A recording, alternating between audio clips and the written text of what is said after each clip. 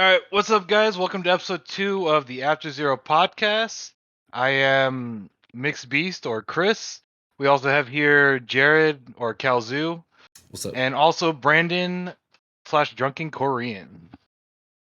Hey, episode two. I mean, yeah. it's still the same day, but it definitely is episode 2. So Yeah, It's all right.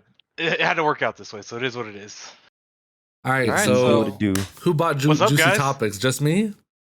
I think I have two pretty juicy topics. They go across like I gaming in have- general. Okay, I was gonna say I have some juicy ones. I feel like Brandon. Okay. Let's hear about your juicy ones. my juicy topics. Motherfucker, like, hold on, let me grab my phone. He's like, Dude, you know what? Dude, when I'm moving forward and backwards, my Hold on. camera does shit. All right, let me lay back and just be comfortable. the fuck? All right, so Yeah. why don't we just bring up our topics and see which one we want to start off with first? I guess is that how we want to do it? Yeah, we might have similar topics though. And all. If All yours right, covers so all all of right, gaming, you say yours first. I have only have like 2 though, okay. So like specifically. Ninja is topic number 1 for me. Oh yes. Velma is topic number 2. Oh my god, I can't believe that. Velma? Shit. And surprisingly, Chipotle is my topic number 3 that I had ready. I do not know that one, but actually no. So mine are actually about hitbox and peripherals, and also Overwatch 2. we have completely different topics. Yeah, mine so mine are good. pretty like Okay, steak and potatoes. So I feel Ninja's like probably the biggest one. So what's that one? I mean, is it him You wanna coming back, or start did there? something specifically happen? you don't know. You actually don't know my at all. gosh. So Shit. no, don't even look it up. Don't even look it up. Alright, Let me explain alright, to you. alright. So Look it up. you know, we talked last week about how Ninja had that whole thing happen where he was like, I need a break from gaming. Now, mind you, he did get a lot of backlash for this, and you see it all over his Twitter because he faked a mental health episode.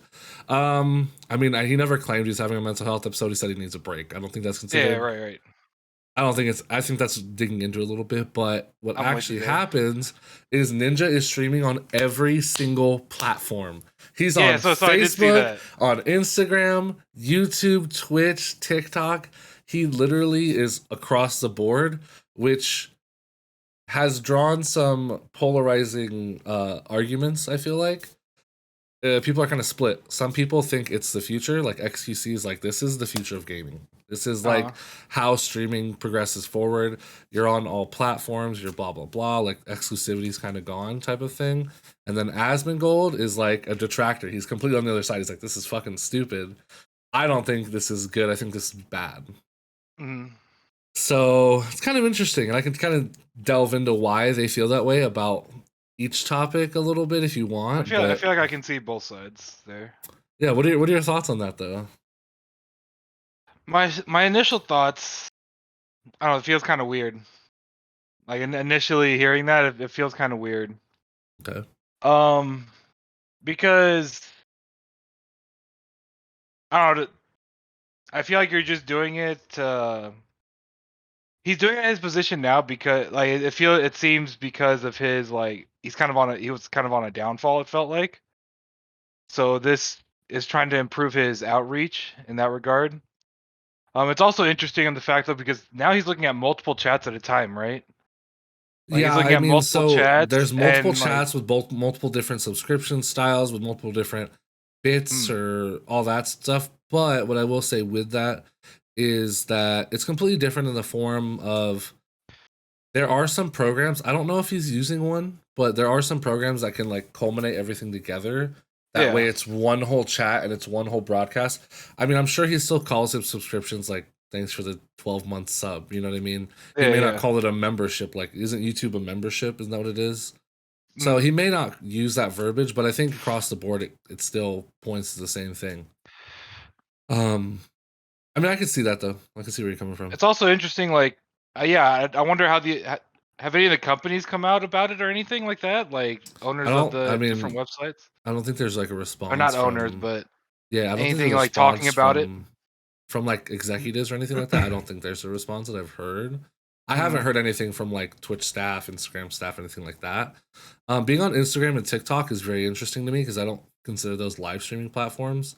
But I mean, if you're already across every platform, you might as well be on them. So I'm not so surprised by TikTok, but Instagram I definitely am because I feel like that's probably the least like live used is Instagram, especially for something like gaming. I would actually argue that Instagram's up there from a social media standpoint. I think TikTok's probably the lowest in all For gaming actuality. though. Even for anything. I mean, not for gaming, but socially, I think Instagram's higher. I think gaming on TikTok is a lot of like. There's a lot of motherfuckers who cameras are literally here. I'll give you a fucking demo. You see this motherfucker playing, and it's like holding up his phone, and it's like he's not even recording his actual screen. He's literally like this, and you see a screen from a phone camera, and you're like, "What is this dog shit?" Yeah, or you'll have quality? like a camera like what? over here that Motherfucker, sees you can see everything. like the flashing from the hertz of his monitor, and I'm like, Yeah. this isn't even streaming at this point. This is a fucking slideshow. So I don't think TikTok's an actual like live streaming platform. Personally, I have yet to see anything there. But Brandon, what do you think? I think it's kind of stupid, in my opinion. Okay. Honestly, because it's like you have one platform that you can go to, and all the viewers are just gonna go there. If you kind of go to multiple platforms, I mean, they're still probably gonna go to one that they like, which I think is good and bad. It's like, oh, I prefer Twitch over TikTok, or I can just go on TikTok and watch him. But you could also do this same thing with like YouTube, Twitch, et cetera, right? I mean, that's under the So- presumption that everyone uses those other platforms. Just because you're on Instagram doesn't mean you're on Twitch or TikTok. No, that's what I'm saying. It's like you either go to the one you prefer using, but either way, if he has a big following on one of those, it's like they're probably gonna go to him anyways if they watch them from like the very beginning. Yeah, no, I get what you're saying. I think it's getting rid of the obstacle of the site itself. It doesn't matter about what website you prefer because he's on all of them. Whereas like before, he's only on Twitch, he's only on Mixer, he's only on YouTube or whatever, right? So I don't think it's a bad move. I think he's the perfect person to do it, is actually what I think. I'm not too sure how I feel about it. I actually, when I saw this, I was actually pretty excited because it challenges the status quo of streaming. Like everything up to this point has been you're on one platform, you have an exclusivity deal because you're big, right? And I think it actually takes power away from the bigger No websites. longer a monopoly, basically. Yeah, I think it takes some of that power away. I would actually like to see personally him go through and make his own website, like I mentioned before. We talked about last time. like ninja.gg, ninja.tv, and like brand himself. You can catch him on any of those platforms, and they all redirect back to his website. And I think that could potentially strengthen his brand. That way you have these content creators evolve past just a company website. Because one of the biggest things I think is an issue with content creation is that when you think of people who are influencers, you think they're a Twitch streamer or a YouTuber, right? Their brand is directly tied to a company. Their brands is reliant on that company, and I think taking away some of that power dynamic is a good thing. And like I said, he's the perfect person to do it because he doesn't need any more money. He's completely self-reliant. Of course, he has a team and he has all these people on payroll and stuff, but his team is so big he almost can't fail. You know what I mean? He's so well established that he'll always be relevant as long as his team wants to be. Is almost how I see it. What's also interesting now is like chat, like the different chats. Like, are they able to interact with each other, or are they just like to their platforms, and then it's like different conversations are being had and things of that nature. That makes me think of the responses, right? So I mentioned two big figures that talked about this. So XQC mentioned this is the future, being able to branch out and reach any platform and get rid of those barriers. That's the argument, right? That's why he thinks it's the future, because it's better for the streamer. It's more money for me in reality, because I think that you can position your deals a certain way, like get rid of exclusivity and stuff like that. And then Asmongold, on the other hand, was, like I said, just two big figures who commented on it. I know there's a lot of responses, but these are the two that I read. Asmongold is like, why the fuck does it matter if you're on 7 platforms with 1,000 viewers? I'd rather be on one platform with 7,000 viewers. You know what I mean? So spreading it may not be the best thing for the streamer itself. But like I said, I don't know of anyone else. I actually don't know of another streamer who could maybe pull it off that well. Maybe a figure like Doc, or maybe even Asmon, but even then, like big figures like Shroud, maybe Nick Merckx, but I have trouble seeing that with them. I feel like it would hurt them more than I it feel like would you gain brought up anything. a pretty interesting argument. Then like the two sides is basically like it's for the streamer or it's for their community. Like, is it them as a whole or is it for just the streamer? In a Yeah, way, though I was that's actually pretty going to get into interesting. that because I think a major part of that is the Asmund mentions is the user experience. What does that user experience look like? And kind of like with the question you asked, you were like, can the chat, like the chat can't interact with each other anymore. But I think that once you're at a certain level, your chat can't interact regardless. If you go into an XQC stream or like anyone who's huge, that bitch is fucking Yeah. like it's just fucking chugging along and you can't even like interact with anyone. You see a couple comments and then you also see with those bigger streamers that there's copy and paste a lot. Oh, XQCW, XQCW, XQCW. And so there's not real interaction or community there once you get to a certain level. So I would argue that I don't think anything's really lost, but Well, I'm also wondering. So like things such as like donations, subscriptions, are those shown across all the platforms? Like when you subscribe to YouTube, will the Twitch people and the Instagram people also see it, or will they only see their platform's versions when they do it? You know what I mean? yeah, I see where you're coming from. I think that it shows across all of it because it's his notification shows on all Mm. the streams. So when someone subscribes or someone follows, it's just showing on the screen. It's not like I don't think there's a way to individualize your stream for each platform. I may be wrong, and that could be something that could be done in the future. But to my knowledge, Mm. that's not possible. And I also don't think that's good for the experience for the chat as a whole Well, anyway. that's exactly why I was asking because I was like that's a very odd experience to have. That like I see that as like Yeah. a downside if possible. One of the things that I think about with this is going back towards what I said about creating your own brand, and as someone who has a global brand like Ninja, that's why I say he's the perfect person. I think that that can be solved by going to his website. Because now, instead of subscribing to YouTube, if I can direct you to my website and you subscribe there, I just get $4.99. And Yeah, from there, you can stem. I think of other creators that I watch, like Corridor Crew. I don't know if you guys are familiar. The VFX I artists don't know have their own them. website. Oh, In you order, in told me about order, them. in Yeah. order to access their website, it's like a $2 fee as a whole because it's just their special projects they put on there. So doing something like that from a gaming perspective, like having pretty much everything available, but like backstage passes, so to speak, right? You get access to everything, and then it also ties in the stream. I think that's how you could market that. I'm not too sure how it would go over, and that may be a bad idea. We can let people in the comments decide down below, but I don't know. Last thing I'm thinking about. What do you guys think of like in regards to what you're saying with having their own major website that these are all funneling to? What about the funneling quality? Like, are there programs that allow it to funnel properly without so That's many hoops to that's jump that's through? what I was talking about. Yeah, there's literally programs I was reading on that do that already. So they already culminate everything together. So chat is one big box.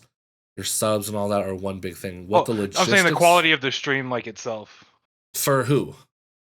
for the stream, like for the viewers and the streamer being on just the main site. For the viewers, I don't think it's the greatest for the viewer personally. I'm kind of on the fence about it. I've yet to have a full opinion to be Do you honest. know But anything about that, Brandon? Brandon? No, not really. Okay.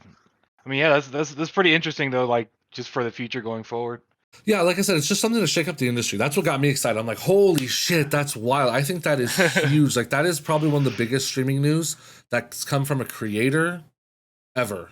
You know what I mean? Yeah, From because the everything's landscape. all Twitch. Everything's all Twitch Everything's always and like YouTube. Twitch contracts, YouTube contracts, whereas now it's like he fucking did something crazy, which Now you're gonna see individuals from other platforms be like, oh wait, you can do this. Like, yeah, I'd be interested to see like what his viewership looks like um for the first month that he does it versus his Twitch numbers. Is there a drop off? Is there an increase? What does revenue look like? But I don't think we'll get that unless he's completely vulnerable about it and shares his experience, right. which I don't see him really doing. Like he doesn't gain anything from doing that, I guess. And also like being a dying streamer can really hurt your brand. You know what I mean? Mhm. Like showing a blunder sometimes can hurt when you're Right. that big. Because So people are gonna see that and be like, why would I keep watching? Like, I'm gonna move on to the yeah, next hot thing. Ninja fell off, Yeah. like all this dumb shit. But what I will say is being on Twitch and YouTube, I think just being on those two platforms by themselves, I don't even think like the Facebook, Facebook, TikTok, As Instagram is that impactful. impactful or important. I think a lot of those views are like, even like Facebook has a lot of bot views. So I struggle to see where the impact would lie there. But like I said, I'd be interested to see where we are in 30 days. But Right. So what was your other topic? so my second topic I was talking about was Velma from Multiverses. Oh wait, that's right. Oh And my it's god. funny She's because we had that like insane. group text where Nick linked that, but I Yeah. just thought it was very interesting. Brandon, do you know about this? No. All Okay, right. so So you go play? ahead, go Did you ahead. play Multiverses at all? No, I did not. So you know Velma from Scooby Doo. Yeah. So I didn't actually look at Jinkies. the things, but I think what this probably came from. I'm assuming, right? Because I saw the news. I didn't click on it. I didn't read about it. Mhm. So this is just my assumption. Somebody made a video where Velma has an ability where you get put in a cop car. It's basically a stun and she gets to combo you for free because it's a fighting game. In the game, what's it called? Velma's ability does a certain amount of damage to people, but for some reason they also have LeBron James in the game, and when he gets hit by the car, he takes more damage from it, from the That's actually police. not the Oh. issue. That's actually not the issue. But I'm saying it's a funny because that was a TikTok video that was posted. But Oh, okay. what's it called? Is the issue that the ability just being broken? No. The issue is that the ability is intrinsically racist. That's the claim. And let me explain. Okay, So basically, interesting. the way that ability works is, you remember like when you play like Phoenix Wright and Marvel vs. Capcom, you have to like find the different clues. It's the same concept. Once she finds all the clues, she calls the cops and points to the player. And Mhm. people were basically, I don't know if there was videos being made, but people were like, isn't that racist? I don't know if people were serious, to be real with you, but they're like, you really want a I feel like it's Karen? probably from the video I was talking about. Do you really want a Karen calling the cops on a black person in your game? So it's kind of like the SJW, like Black Lives Matter type of lens on It's a it. joke that got taken too far, and now it's Yeah, taken and seriously. whereas like if I'm sitting here and I'm a Warner Brothers executive, you're like, holy shit, we're about to get canceled. You know what I Yeah, mean? right. So I think that's where it stems from. But to my understanding is that's where it stems from. Is like people kind of making that a meme or joking about it or just making claims about it, like, oh, like Multiverse is literally just a game for Karens to call the cops on black people. So I could see where they're coming from. I think that's the largest fucking stretch of all time. I That was is say, like yeah, that is Mr. such a Fantastic. stretch. That is Mr. Oh my Fantastic levels of god. stretching, to be honest. It's absolutely ludicrous to me. I think that's like super deep because it's like, what about the other fucking 18 characters? It's not like, Yeah. here's the thing. I think it'd be racist if she only called the cop car on LeBron James. Yeah. If she calls it on everyone else, like what? She calls it It's on, literally just her ability. yeah, like what? She calls it on the Iron Giant. You're like, dude, she's robotist. Like, I don't. What the fuck? Like, I don't know. I also understand like how the political climate's kind of crazy, and people will like try to be upset about anything, or companies will rush to restore their brand identity and their overall perception of the public. But I think this is a large overstep and a But completely silly solution to a problem. But what I will yeah, say I was about to say I don't agree with the solution. Go ahead. is that, okay, I guess I didn't present the solution. I think that making an issue is silly, but the actual solution I actually think is smart. So they made it really simple. When she points to them, the mystery machine comes up and grabs them instead. So it's a lot better. It's Oh, just safer. It's like brand safe. Whereas like before, it maybe wasn't brand safe. So I don't know. But apparently, so people criticize the like it just as being like insensitive. So they were just like, okay, throw that out the window. We'll just make it to where the yeah. mystery machine comes up and grabs them with like the gang, right? Okay, yeah, So I think that solution makes sense. I think that solution makes sense just so it's like, let's not even fucking open this can of worms that could be bad. We'll just nip it in the bud right now and we'll just move past it. And it is what it is, right? It's like hands off. So I think it's actually a good solution. Do I think it's necessary? No. Do I think it's harmful to have that as a solution? Also, no. So I'm not like bothered by it. I'm just kind of like, that's silly. And I just keep scrolling, you know? Yeah, well, it's one of those things. It's like they definitely could have like done a lot worse, bringing like more attention to it than necessary, and like wasting too much time on it, which then would just eventually make it 10 times worse Well, for them on social media and cancel it I'm curious, and all Brandon. that shit. What's your opinion? And go ahead and tell me carefully. Oh my god. Just Well, kidding. what the fuck? Are already recording? Yeah, Already yeah. recording? I mean, I don't know how you would see that racist unless you saw the video that Chris was talking about, how LeBron James takes more damage if he's hitting the cop car, but I do think it is a stretch. Like, Okay, maybe I'm embellishing a little bit by saying it's racist. I think people are saying it's Well, like racially insensitive would be more correct on the term or the position. So I do want to clarify, there is a difference. yeah. But I mean, I think they were just making a game. They were just like, oh, like, we'll just add this to the game. We'll see how it works out. And then people just take it too far. yeah, It's I mean, really it looks about like it. one of Like, the big Twitter posts that got a lot of attention from was, "I'm enjoying Velma in multiverses, but maining a character whose special move is calling the police on her enemies definitely don't sit right with me as a black man." I think it's a stretch, but I mean I guess I guess I could see it. I don't agree with the yeah. statement. I can't I agree with don't the know if position. that's But joking or if this person's joking or not. That's the hard part. that's kind of my thing with it. It's hard to tell because like I feel like some of this shit comes from like Twitter, where like 90% of it's jokes, but then there's people who actually think that way, who are actually upset and actually have those beliefs. So like I said, that's why I think the solution's good, because as a company, it's like, you know what? Fuck it. If they're joking, we don't give a fuck. We're taking it off anyway. If they are not joking, we already saved ourselves. We gave the best solution possible to just not have problems. Yeah. So yeah, I mean that's that story. I think it's super interesting though, like that was where it went to. I actually think Warner Brothers handled it like 10 out of 10. Great job. Couldn't have done it better. Good job. I agree. Like I said, just getting that out of the way is perfect. But I want to jump over to another company doing some interesting moves, which would be Chipotle, and it's surprisingly gaming related. So I This am one I know curious. nothing about. Before I tell you, I'm curious what you think the story is about. Just off the top, what do you think it could be? Chipotle and gaming, two things that do not mesh besides people eating on stream.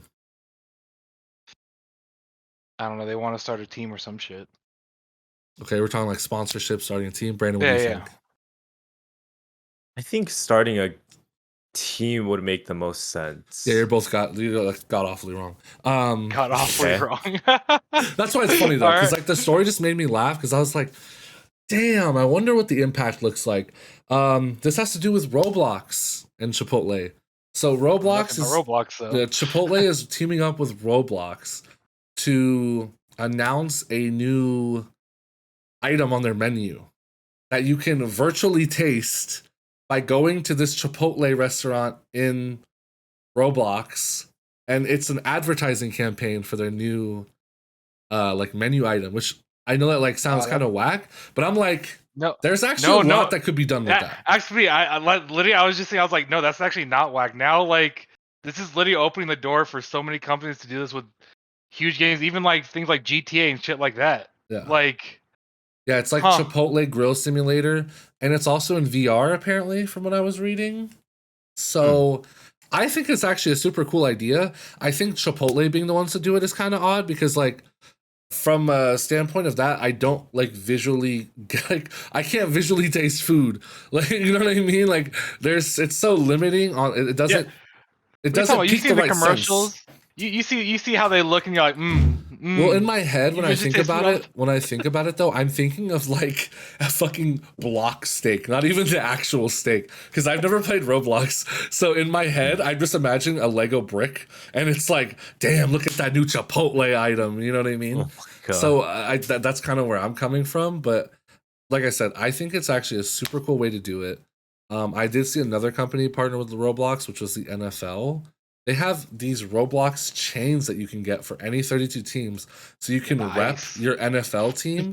It's like legit like a fucking icy chain. Like, you know how what's that fool's name? Flava Flav has the big clock, the giant ass one. Yeah, instead of a giant ass clock, it's just like a Bears logo, or it's just like the Ravens or the Browns or something, right? So I think advertising in video games to market a younger crowd, which I think brands struggle with right now, is super interesting. Like teaming up with people like Roblox, who have such a large pool of a young audience, is super smart.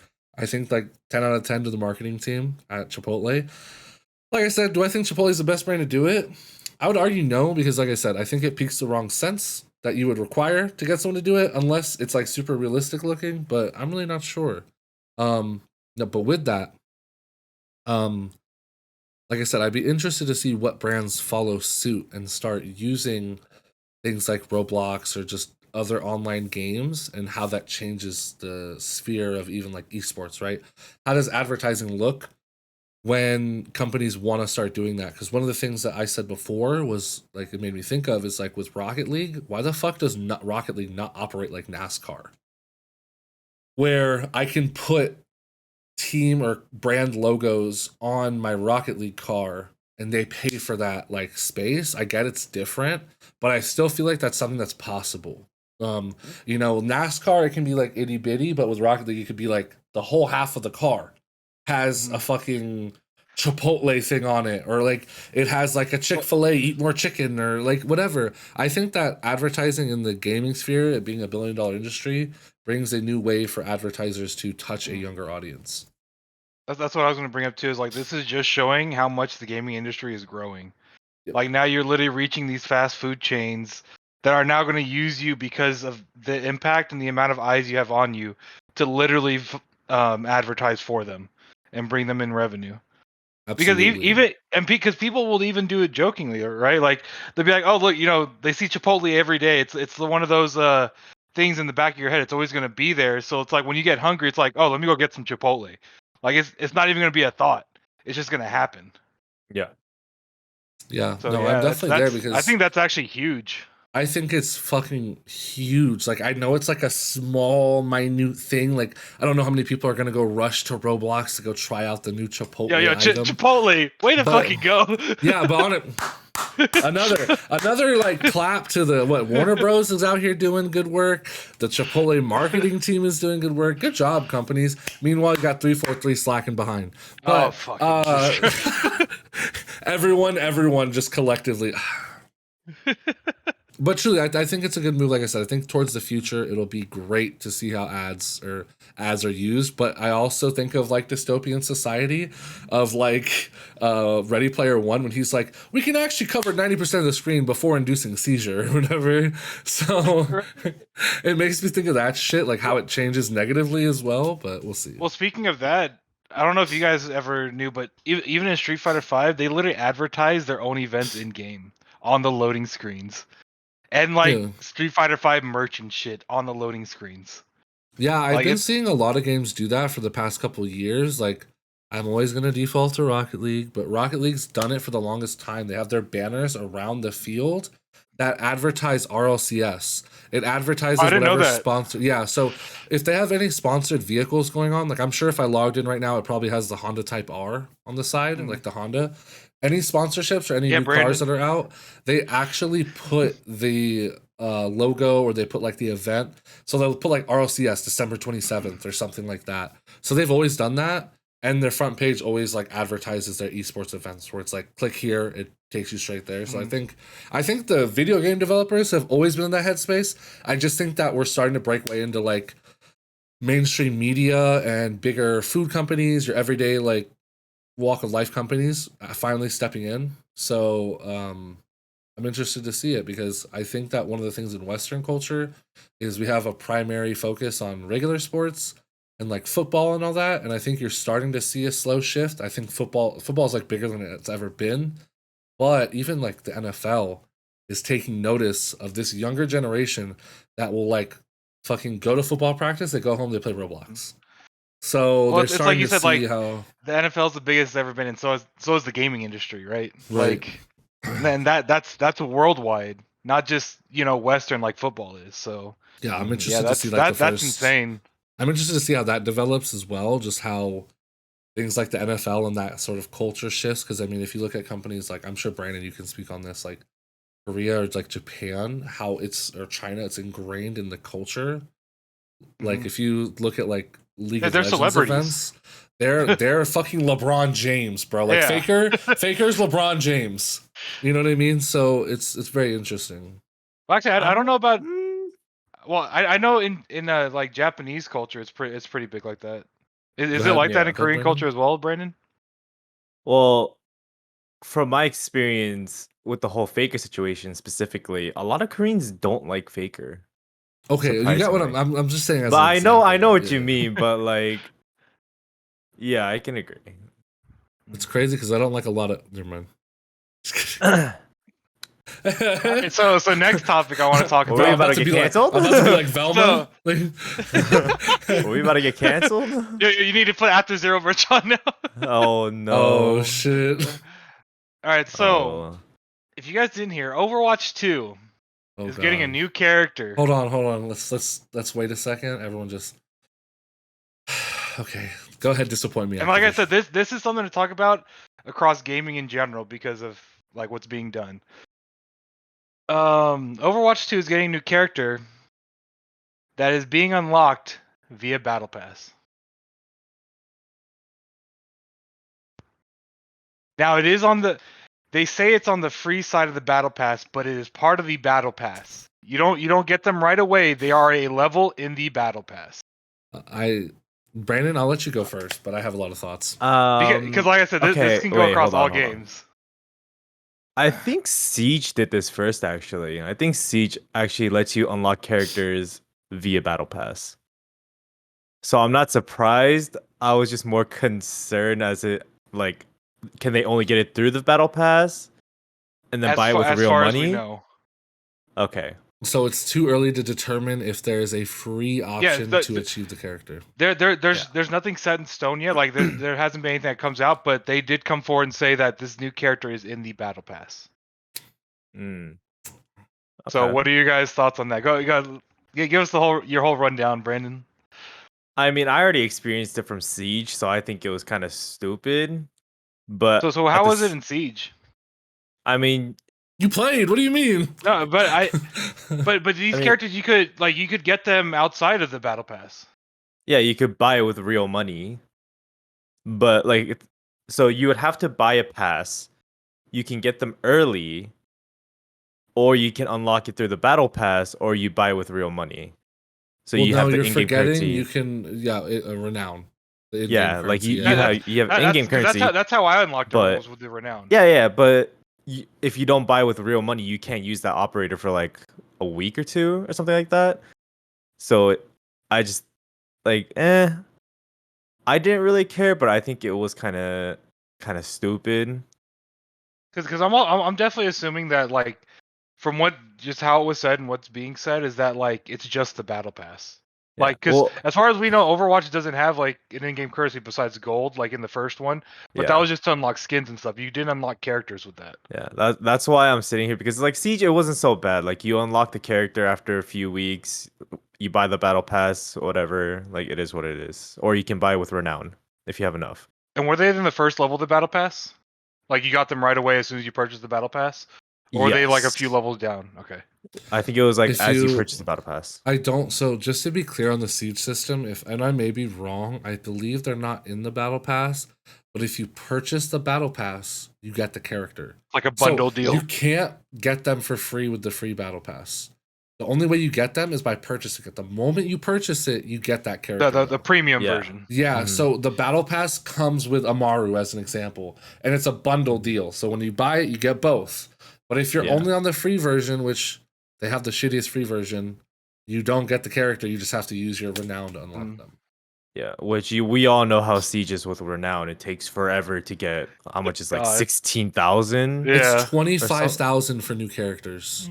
Yeah, 25,000. Like you get like 100 a match. 100 to 1,000 a match. Like it's ridiculous. I think that begs the question of like, if you have a problem with it, where's the line of hours played versus when the character should be unlocked, and how do you manage that? But I will say that is extremely disappointing. I did not know that. And I almost wanted to be like, I ain't playing that fucking games. And I'm like, then I'm just a fucking hypocrite because I'd be out here playing Siege. But So I mean, the concerns I have with it, like coming from just a competitive level, because I mean that's like Overwatch is the game that I grinded the most. Is now you're gonna be. I feel like this has a chance of now generating more toxicity, not necessarily between players, but with the company and the players. Because when you go into a competitive match now, if this person is not in that level of the battle pass where they unlock the character, and that's like, the meta character or whatever like that, the attitude that's going to be had towards that is just going to either kill the vibe of the team or just kill the vibe of the game in general. Like you're going to go into a match and be like, or also people that want to play this new character, it's like, oh well, you gotta get 25 levels in Battle Pass now. Yeah. Before you can play I them. think I would say that's almost an interesting take because I would feel like Siege proved that to be incorrect because I never truly I cannot think of a time where I heard people be like, wow, so cool this character's locked behind the battle pass. I've never heard that in Siege. I don't know if that's because people just expect Ubisoft to be kind of shitty to them. So they're like, oh yeah, fuck me daddy, I already expect you to fuck me, you know? But I've never heard that playing that game one time. I don't know, Brandon, Queercus, I don't know about you guys. I've never heard someone complain about it. So, but what I will say is that with Blizzard, there's a higher standard. I will say that. Like, if Ubisoft does something shit, it's like, it's fucking Ubisoft. But when Blizzard does something shit, because of all the scrutiny and how polarizing they are as a company, I feel like it's taken worse. So I feel like they have a worse, like, brand. Well, a better brand. I think there was so also a standard that was set because now you have Overwatch 1 and Overwatch 2, right? Overwatch 1, you got the characters as they were released. You were able to play them day one, lock them in, go to town, blah, blah, blah. Like, you didn't have to worry about a battle pass or anything like that because I don't think battle passes are inherently bad. I do want to put that forward. I don't think they're inherently bad. But when you unlock specific game impactful content behind battle pass is where my concerns run. Especially something as impactful as a whole character. Like that's 4 abilities, that's a left click and a right click. There's so many different things that impact the game that these people now they don't get to make the choice of not playing the character, they just can't play the character. And this is all being said without knowing the full rundown of how it's going to be on release, right? So this is just speculating concerns that I have with it, but I see it as it's going down the hill instead of up the hill. I think it's going down a bad path to start with. I think it's starting off on the wrong foot, especially being a game that already has so much backlash from their beta. Like the beta, people were like, "Oh, cool! So Overwatch 2 is literally just Overwatch 1.1." Like people always made that joke, but I think that they got a bad rap. Like I said, I think Blizzard gets a bad rap. They did clarify that the multiplayer between Overwatch 1 and 2 is the same, besides the fact that it's less characters. So I think that they prefaced it all the right ways. I just don't know. As a company, they are held to such a high standard that they can't do what other companies they can't get away with what EA or Ubisoft gets away with, right? Because it's almost fucked up, but your expectation is so fucking low when you play an EA game. You're like, let's see how you're gonna make me spend money now. You're like, cool, like you're gonna I wouldn't be shocked if I played a fucking EA game and every character, like the game's $60 and every character was $10 and I got one character to start. You know what I mean? Like that's like the expectation from an EA Ubisoft game. So with Blizzard, I feel like that's not, for whatever reason. I just think its public perception is completely different, and I think that affects how people will react to it because, like I said, they're just gonna blow it out of proportion. To me, I think it's I agree that it's intrinsically bad to hide content behind it, especially when we look at a game like Fortnite, that's one of the most successful games of all time. Nothing was locked behind, no gameplay was locked behind a paywall of any kind, and their skins were making billions of dollars every year. So that's a proven model that if your game is good and it gets people playing, people will spend money on it. So I don't think that companies should be taking this thing with the battle pass. Mind you, Fortnite had a battle pass, completely cosmetic. Also, it had free tiers, which were still good. You could still get items. So I don't think battle passes are intrinsically bad, but I think it is intrinsically bad once you add content behind the battle pass. It's no different than like honestly, Rocket League's kind of doing the same thing now. I know I keep fucking going back to this stupid ass game. Well, I mean that's But- your main game, so I mean, it makes sense. you know, it always holds dear to my heart. But like the Type R, like the new cars, there was a time where Rocket League standardized all the hitboxes. Where like it's either a plank hitbox, an octane hitbox. It's like there's 5 types, regardless of what comes out. It's these 5 types. They're now starting to make them with unique hitboxes, which means that cars can be pay to win now because the hitbox is just better. Well, I thought that was the case before, which is why everyone ran Octane before. That's literally well, but Octane or was it just a visual standard. cue? No, well, no. So the thing is that with each hitbox, there's 10 cars that have that hitbox. So even if you like that hitbox, you can still get it on another car. It's just that pro players use the Octane. It looks nice. It doesn't look weird. It's not like it's very standard. It's kind of like a front page car. It's not quirky in any way. It's very standard. It's like super simple. It's the Ryu of the game. It 100,000%. So Yeah, it's 100% the Ryu. So it's like it's the poster boy of Rocket League. But now when you start releasing cars like the Type R that has a different hitbox, it's like different from the Dominus and the Octane, but it's meant to be somewhere in the middle from what I've heard.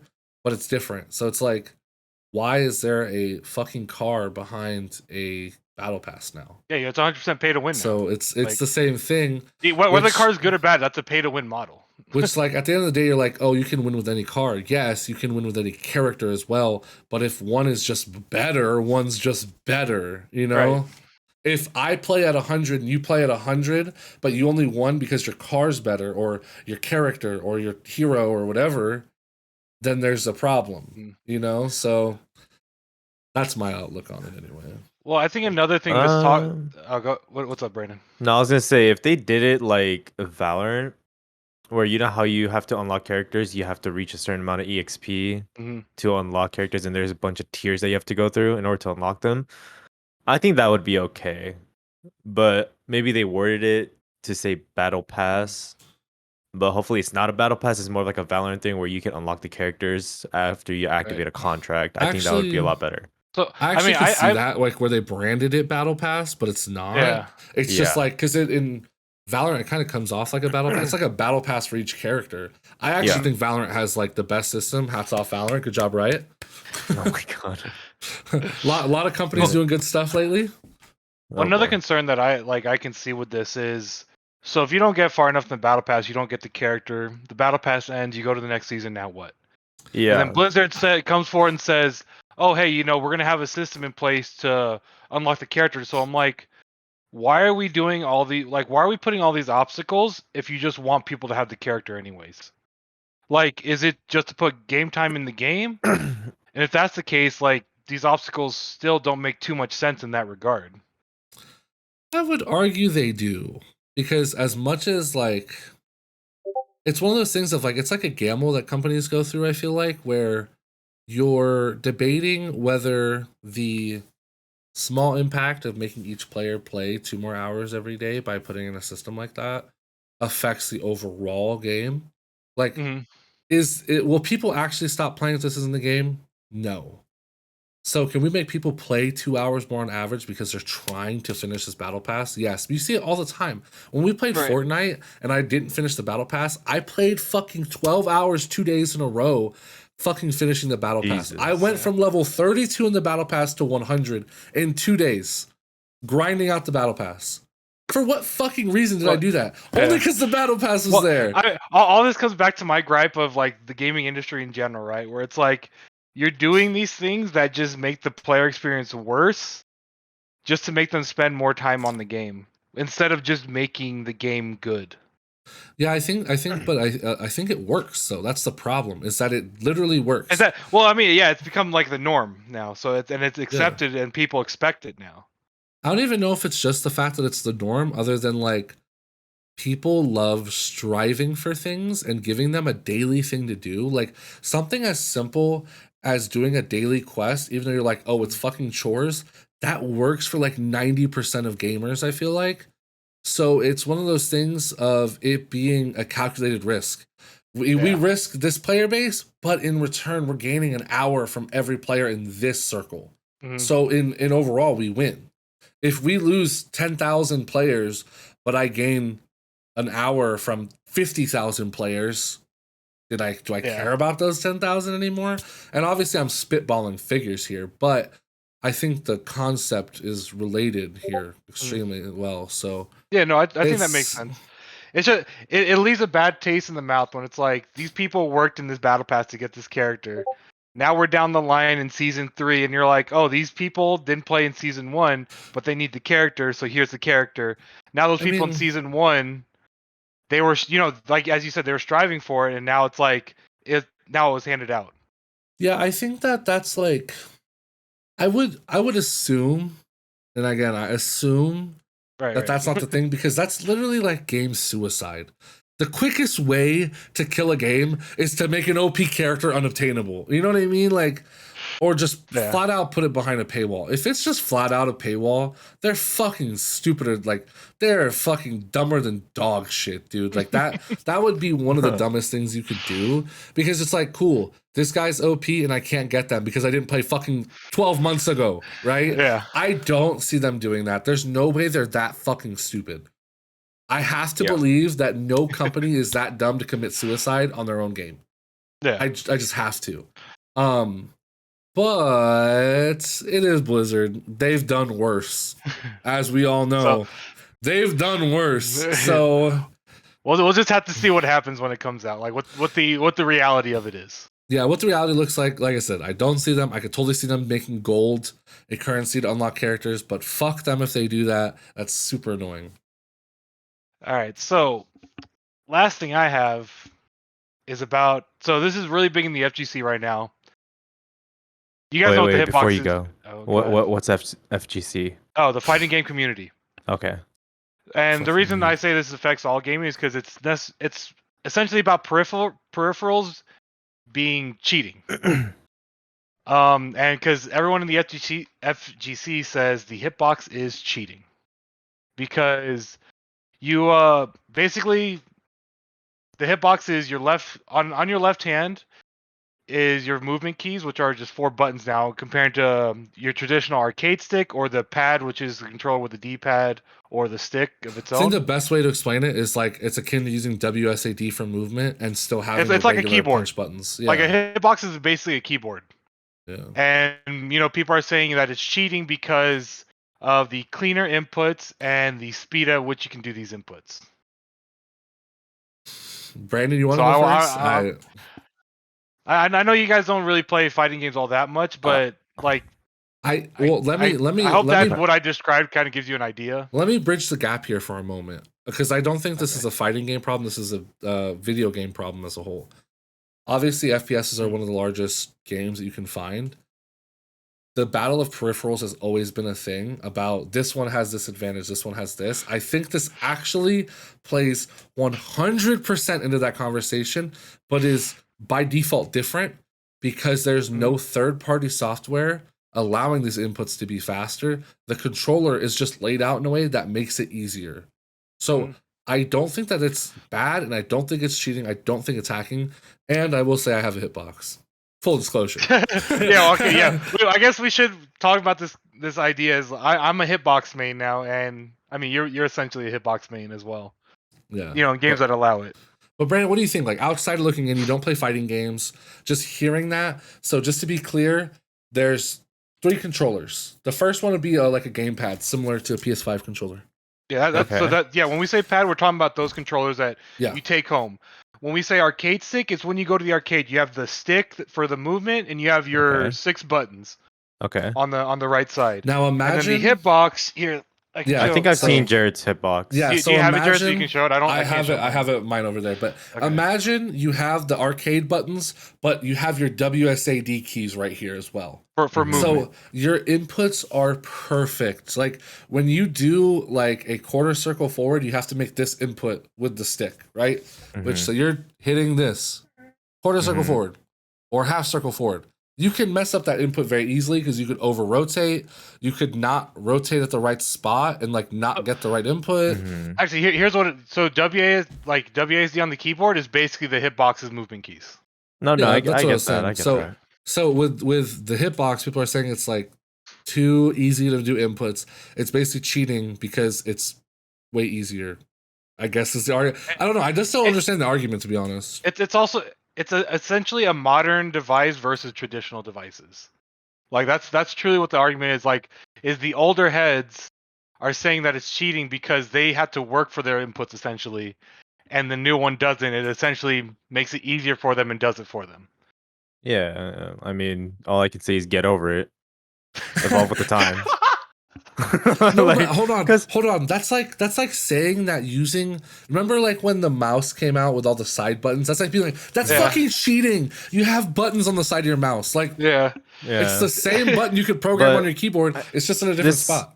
This argument goes back to like Apex and just controller and mouse in general, because everyone's always like, "Oh, you're using a controller, using aim assist, that's hacking, that's cheating." Versus, "Oh, mouse and keyboards, you guys have better movement, you guys can do a lot more things than we can."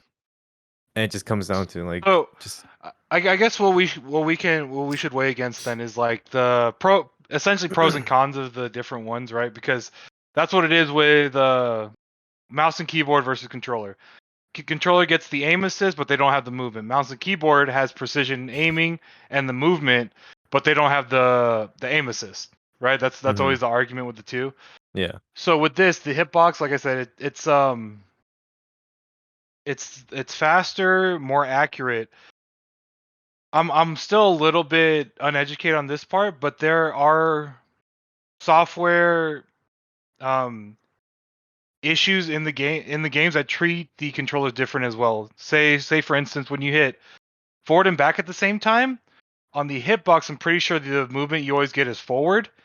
On pad and arcades, you can't do it on arcade stick, but on pad, when you hit forward and back, it counts as a neutral input. Mm-hmm. When I say neutral, it means like no direction is being hit. Mm-hmm. And then on arcade stick, it's a stick, so you can't really do the back and forth movement. So that's one of like the downsides that people say with hitbox, and also like backwards pianoing is not natural for any human, right? Like a backwards piano, because you're like these two fingers want to go down together, unless you train yourself otherwise.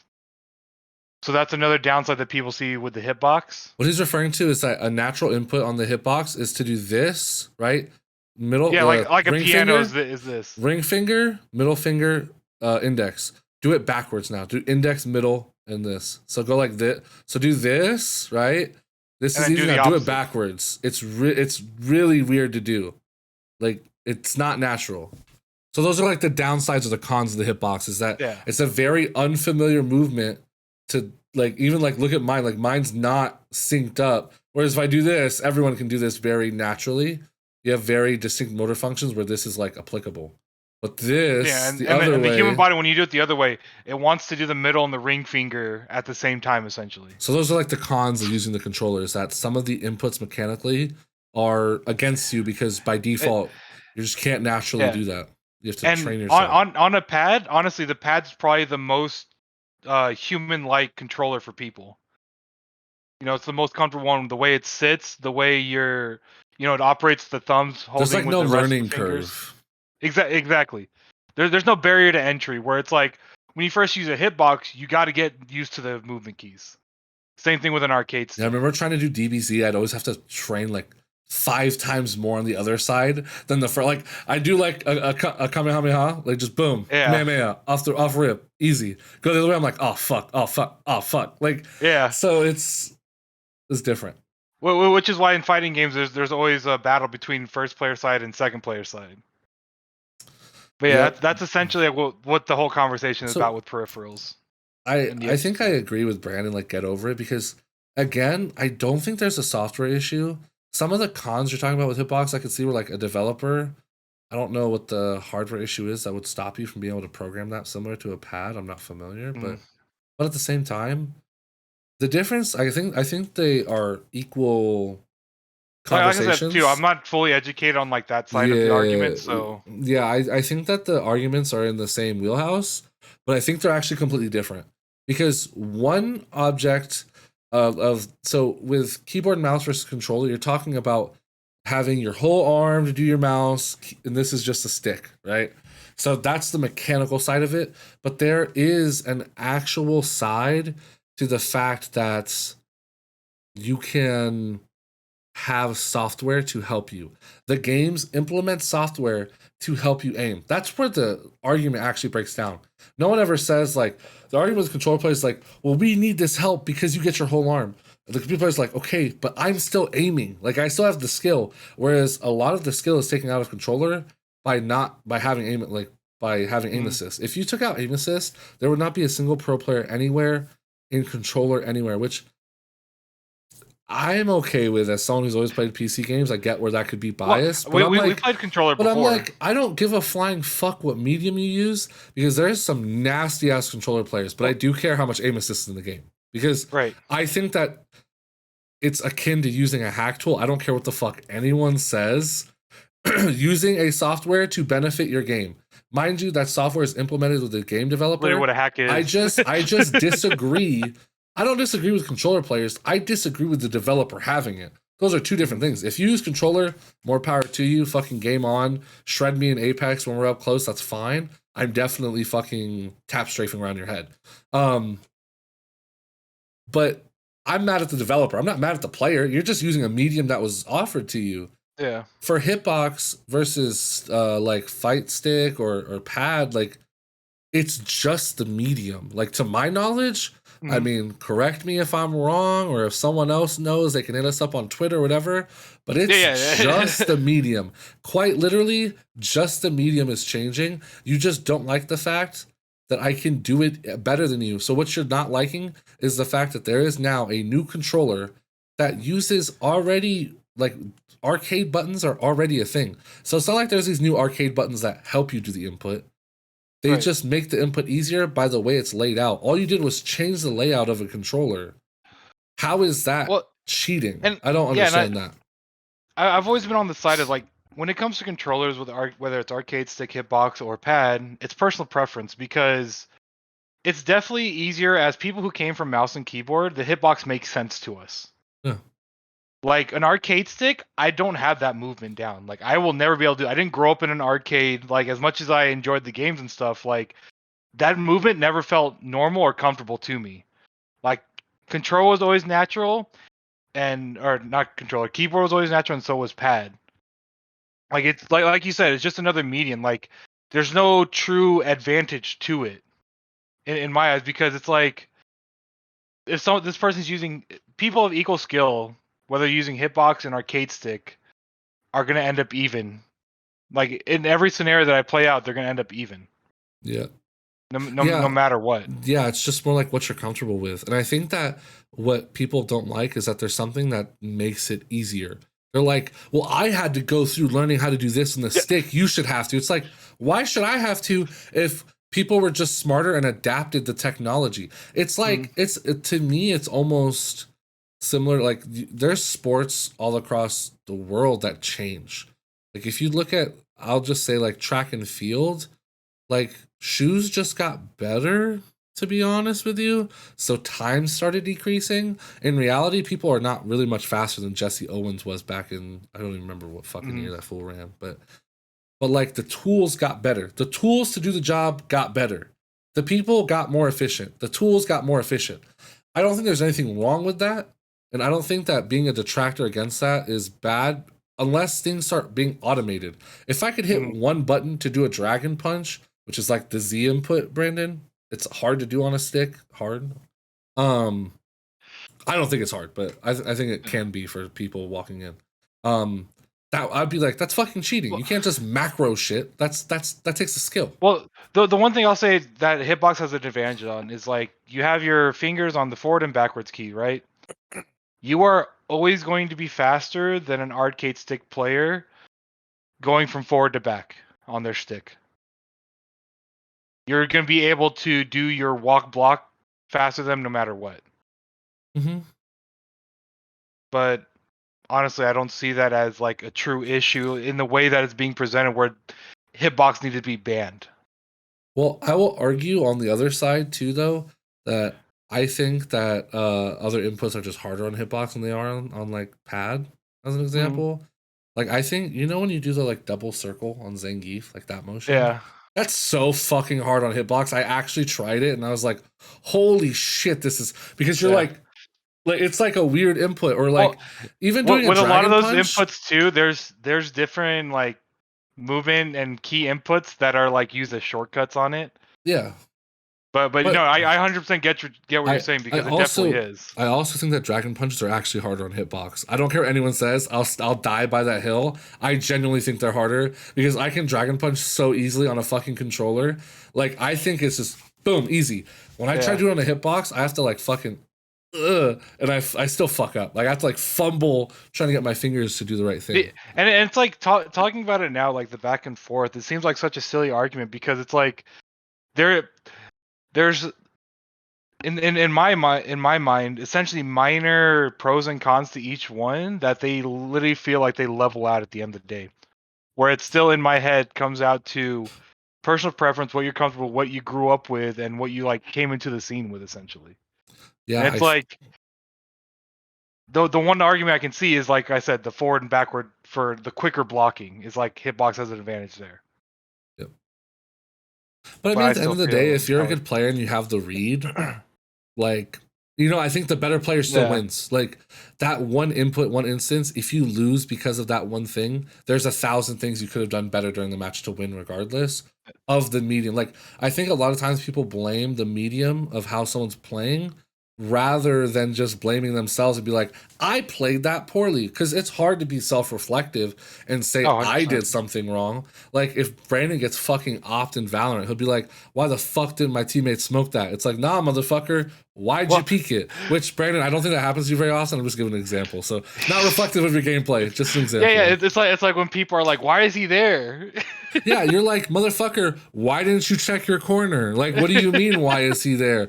Oh, you're upset because someone didn't play the way you wanted them to play? That's ludicrous. Oh, that's how I see it. I'm like, you're just upset because people aren't playing the exact way or the exact like form that you want them to.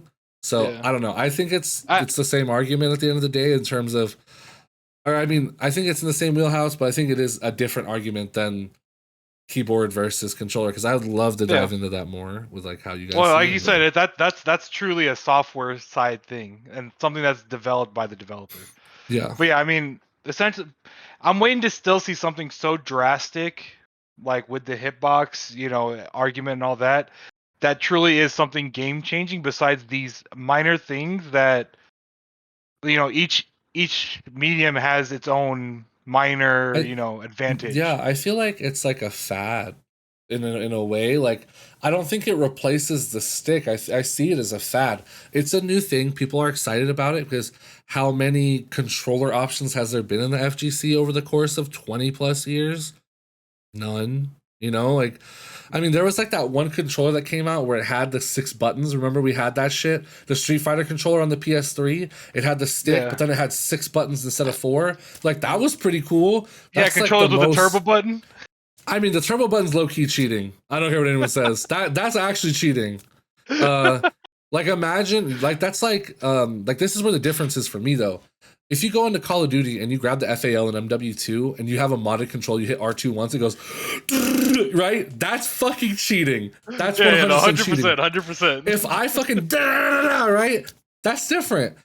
But, or like, if you grab paddles that touch the back buttons for you, but it's in a different spot, that's how I see the hitbox. The hitbox is the same thing as getting paddles in the back of my controller that make it easier for me to hit R2 and L2 or R1 and L1. That's how I see it. I got a question. So on the hitboxes, you know, it kind of reminded me because you said MW2 with the FAL. So you know the people that use scroll wheel to shoot with FALs just so it could shoot faster and stuff. Is there anything like that on any of the controllers for FGC? Where there's like a double input where you can go forward and back with one button? No? Okay. Yep. I think boom, boom, boom. You know, order in the court, case closed, not cheating. Yeah, I mean, yeah, and if we bring us some points that they're talking about, like you guys can leave us a comment, let us know. We'll look them over and, you know, maybe reassess what we thought. But yeah, I think we can definitely talk about it next week because that would be like, I do kind of want to dive into the whole like aim assist versus we can definitely talk about that. Yeah. Mouse. So I think that's a good topic to bring up next week. So if you have any comments on it or like you have your own opinion about what we talked about, of course, like leave it down in the YouTube comment section, leave it on like our Twitter or anything like that. Anywhere you want to leave it for us, we'll read it, we'll go over it, and we'll kind of talk about it and talk about some of your guys' comments. But like I said, it's a good place for us to end this week. If you didn't check out, I have one more topic. Ooh, Oh, you have So- one topic? Interesting. No, I have Brandon one got more a topic. topic. Let's go. Okay, so this is for mostly like me and Jared because we play this game the most, but it's about Apex. Have you seen the recent like drama in Apex? Nope, I haven't. So Is it there about was a tech? TikTok. There was a TikTok that went viral maybe like a couple weeks ago where he was complaining that pro players changed the Apex game way too Oh, much. I know what you're Yeah. talking about. Where it's like they argued so much that the developers like bend to their will. Yeah. Essentially. Yeah. So what are your opinions on that about the Apex developers changing the game because of pro players and not the actual community? Go ahead, Quakers. You can go first. Unless you want to think about it, because I have a pre-thought on this, because I already have an opinion. I mean, to be fair, I don't know too much about Apex, but is that truly like what happened, or is that like the consent? Okay, so this is in regards to the gold knockdown shield. I think it's what set people off. A lot of the Apex players, like that Okay, gold, so, the like- gold changes. I mean, and is that the specific change that sparked this argument? One of the biggest things And, that they like- talked about when they did the update was that gold knockdown shields were too powerful and causing it to where basically the last zone is just who has a gold knockdown shield, who doesn't. Which I think that they're right in saying that, but I think there's other ways for Respawn to combat that, like exponentially lowering the drop rate, or just like making it way harder to self-res, like 2 times longer. That way you just can't live through the zone. There's like a ton of things you could do to combat that differently. But yeah, I don't know. It just seems like, I don't know. It seems like a rough topic to think about because there's so many other like things to take into account than just the gold knockdown itself. Like in the game, with it being a BR and with the different rarities of everything, the spawn rates of everything, like I don't know. So my opinion it's rough on for it, me to think about. my opinion on it is I think that they're 100% right. If you think about the pro players, I don't think pro players dictate games being possible. I think, or games being popular. I think the average player does. There's always going to be someone else to take the throne and be the popular guy. No matter what the game ebb and flows around. When Apex first came out, Fortnite was still on the high, right? But Apex came out and Dizzy was that guy. He was him. And then Dizzy kind of fell off because he stopped playing and all that. And you know who was him? Asu was him. You see what I'm saying?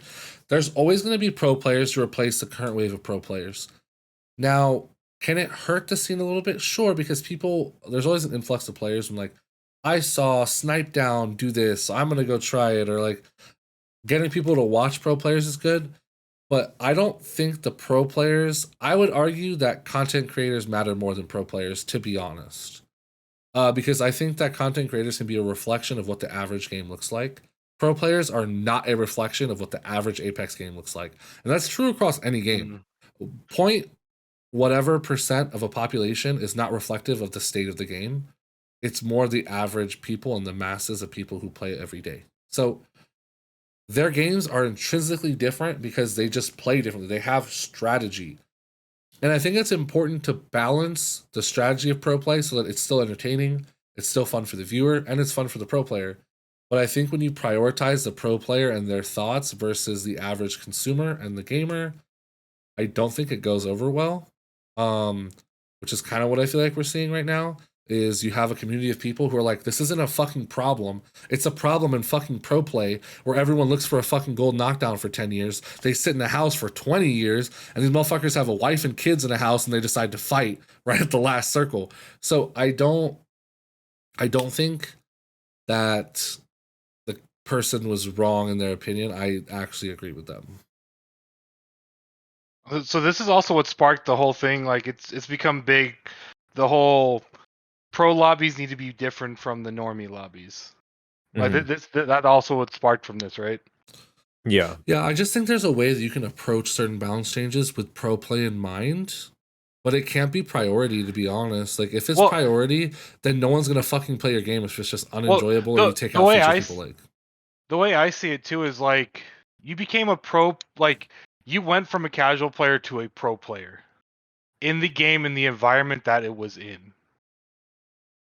So it's like, honestly, as a pro player, you need to adapt to what is given to you, is the way I see it. Because when you started playing this game, you weren't like, or you didn't take it as these changes need to be made, constantly, blah blah blah. You were playing the game and you were learning the game. And you were striving to be the best at the game at that given point. And I feel like when changes are like the changes are made, shouldn't be on the pro side, because the pro players are the ones that should adapt to be the professional of that game. Yeah, I'll say I think I understand what you're saying, because it's almost like it's not about you being a pro player to your standards, because what happens is once you become a pro, like this is how the game is played right now. But it should be more about learning the game to adapt it to like where you become the best at it at its current state, Yeah. not to what you want to just see. Which Like- it's always like good for them this to isn't your advertise this stuff, game. but exactly. Like you're a professional of the game, so be a professional of the game. I think that's where like a lot of like pro gamers that I notice on like Reddit or Twitter kind of get it like fucked up to me, because they're out here like, I'm the motherfucker who plays 24 hours every blah blah blah. It's like, okay, there's fucking millions of people who play this shit and they put in an hour a day and they bring in way more than you do. Do you bring in like revenue and you bring in advertisement and all that? Yes. But only because there's still a community behind the game. Yeah. Without the community, there is no pro play. Look at Heroes of the Storm. It's also like it's like this too. It's like you are not the game. Without you, the game still exists. Like that's the way I see it. You, like I said, you're a professional of the game. If that game died, you essentially die as well. If you die, the game does not die. Yep. Is how I see it. Yeah, that's how I see it for sure too. What do you think, Brandon? I mean, I don't think the changes are bad at all, but I just think it's the fact that the pro players are complaining about it that makes the developers change it, that makes it worse. Because if Respawn was like, oh, you know what, we think it's too overpowered, oh, we think this needs to be changed, and they change it, and it's like, okay, now everyone gets to adapt to it. Because if, like, let's say some pro players like the gold knockdown, some pro players didn't, but most of the community is like, oh, like, we don't mind it, and Respawn just takes a 50-50 of like, oh yeah, we're just gonna change it, and everyone gets to adapt to it. Yeah. Like I said, changes were fine. It's just the higher people that play at pros that are making the opinions and the changes is what's not fine. Yeah, it's just because they have so much pull and their voice is loud that like people are gonna follow them even if their opinion is absolute dog shit for the game, and it only benefits the pro player, and it only benefits them when they go to do like whatever fucking tournament.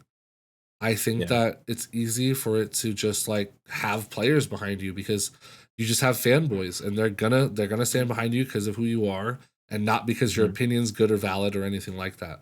Or your opinion may be valid but not valid for the player base. So I think we all agree on that though, to a degree. I mean, especially not being in that position or kind of seeing changes like that. I think we all agree.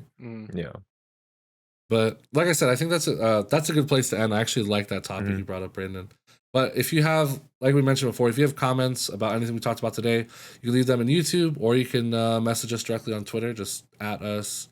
And you can find links for everything down below, or on however you found it, you'll find links somewhere. But if you didn't watch last week's episode, you can watch that. We'll put a little link down here or something for the YouTube people.